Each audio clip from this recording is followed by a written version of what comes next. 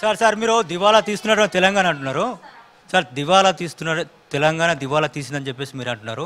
మీరు ఇచ్చినటువంటి 6 గ్యారంటీలను ఏ విధంగా అమలు చేస్తారు? ఇప్పటికే అప్పుల కుప్పైనటువంటి తెలంగాణలో మీరు నిధులను ఏ విధంగా సేకరిస్తారు? లక్షల కోట్లని ఏ విధంగా సమకూర్చుకుంటారు? అన్న మహేష్ క్వశ్చన్కి కొనసాగింపుగా ఇప్పటికే 5 లక్షల కోట్ల అప్పు చేసిరని చెప్తున్నారు. ప్రతి సంవత్సరము 25% అప్పులు కట్టడానికే సరిపోతుంది.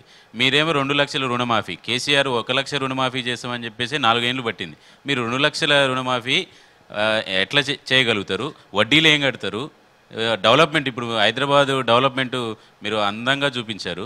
వీటన్నింటిని ఎట్లా చేస్తారు సార్? దాంతోపాటు ఆర్టీసీ బస్సుల్లో మహిళలకు ఫ్రీగా ఇస్తామని చెప్తున్నారు.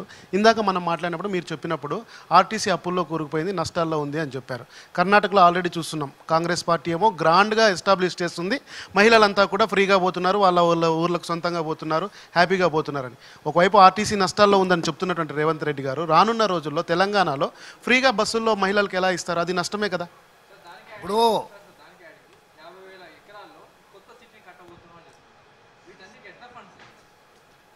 అంటే నేను చెప్పిన విధానాన్ని పిక్ అండ్ చూస్ కింద మీరు ప్రశ్నలు అడుగుతుండ్రు.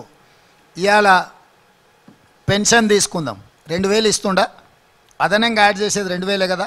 ఇవాళ రైతు బంధు ఆయన 10,000 ఇస్తుండా, అదనంగా యాడ్ చేసింది 5,000 కదా.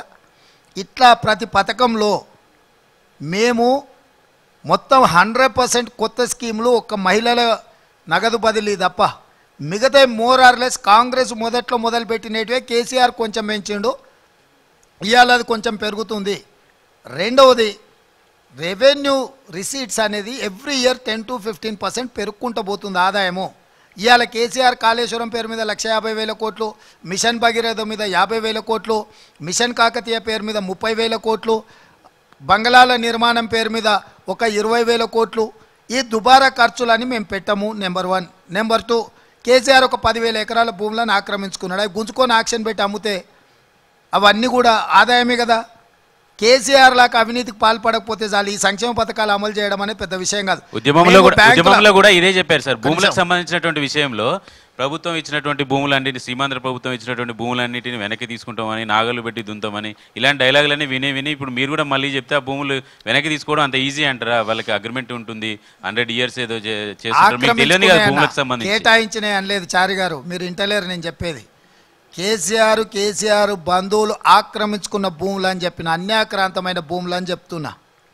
నేను కేటాయించిన భూముల గురించి మాట్లాడతలేను. కేటాయించిన భూములకు చట్టబద్ధత ఉంటుంది, చట్టబద్ధంగానే ఆ భూములను వెనక్కి తీసుకోవాల్సి వస్తే ఆక్రమించుకున్న దానికి ఇవన్నీ ఉండే ల్యాండ్ గ్రాబింగ్ కోర్టు అని ఉండే. కేసీఆర్ వచ్చినాక ఎత్తేసి 1,000 ఎకరాలు ఆక్రమించారంటారా? నేను లెక్క చెప్తా కదా. నువ్వు రంగారెడ్డి, మేడ్చల్, సంగారెడ్డి కలెక్టర్ల పరిధిలో ఎన్ని వేల ఎకరాల భూములు ఆక్రమించుకున్నారో ఒక్కసారి నువ్వు ఒక్కసారి అట్లా తిరిగిరా, నీకు తెలుస్తుంది. రేవంత్ రెడ్డికి ఏ డాక్యుమెంట్ అయినా 5 నిమిషాల్లో వస్తుంది కదా. ఇన్ని విషయాలు తెలిసిన రేవంత్ రెడ్డి ప్రభుత్వంలో ఉన్నటువంటి పెద్దలు భూములు ఆక్రమించుకున్నటువంటి వాటిని ఎందుకు బయట పెట్టలేకపోతున్నారు? మరి వరుసగా సిరీస్లే రిలీజ్ చేసిన, నువ్వే కాగితాలు రిపోర్ట్ చేసిన, నువ్వు అప్పుడే మర్చిపోయినావు. అందుకే ఇక దీనికి పరిష్కారం సర్వరోగ నివారణ. కాంగ్రెస్ పార్టీ అధికారంలోకి రావడం అనే నిర్ణయానికి వచ్చి అధికారంలోకి వచ్చి వీటన్నిటిని కూడా సమీక్షిస్తామని చెప్పిన. మీ మర్చిపోలే భూములకు సంబంధించి మీరు మర్చిపోకూడదని మేము గుర్తు చేస్తున్నాం. ధన్యవాదాలు.